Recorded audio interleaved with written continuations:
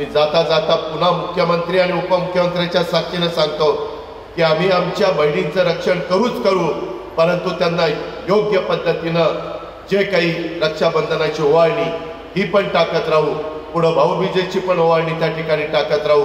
तिथं कुठेही आम्ही अंतर पडून देणार नाही आणि तुमचं रक्षणाच्याही बाबतीमध्ये कुठेही महायुतीचं सरकार कमी पडणार नाही हा शब्द देतो। आपल्याला कल्पना आहे महाराष्ट्र सरकारच्या वतीनं आमच्या स्त्री शक्तीचा जागर केला जातोय। देशाचे प्रधानमंत्री माननीय मोदीजींनी सांगितलं आपल्याला विकसित भारत तयार करायचा आहे, पण मोदीजी म्हणाले विकसित भारत तेव्हाच तयार होईल ज्यावेळी भारताच्या लोकसंख्येच्या 50% असलेल्या महिला या देशाच्या मुख्य धारेमध्ये येतील, या समाजाच्या मुख्य धारेमध्ये येतील, या अर्थकारणाच्या मुख्य धारेमध्ये येतील। ज्यावेळी महिलांना आपण सशक्त करू तेव्हाच भारत सशक्त होऊ शकेल। आणि म्हणून माननीय प्रधानमंत्री महोदयांनी देखील महिलांना सशक्त करण्याकरता अनेक योजना त्या ठिकाणी सुरू केल्या। मुख्यमंत्री माझी लाडकी बहीण योजना जाहीर करून 2च महिने झाले। या 2 महिन्यामध्ये महाराष्ट्राने एक नवा इतिहास घडवला।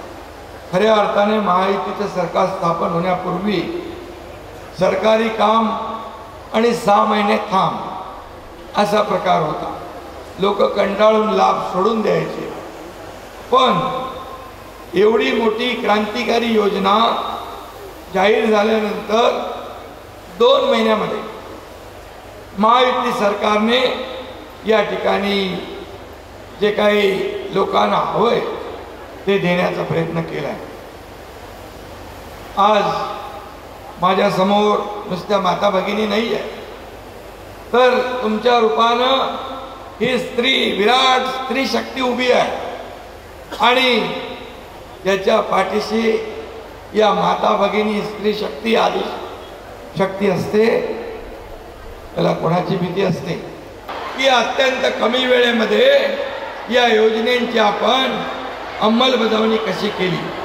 1,40,40,00,000 पेक्षा जास्त बहिणींची नोंदणी या ठिकाणी झाली आहे। यापैकी 1,07,00,000 बहिणींच्या खात्यात 2 महिन्यांचे प्रत्येकी 3,000 रुपये जमा झाले।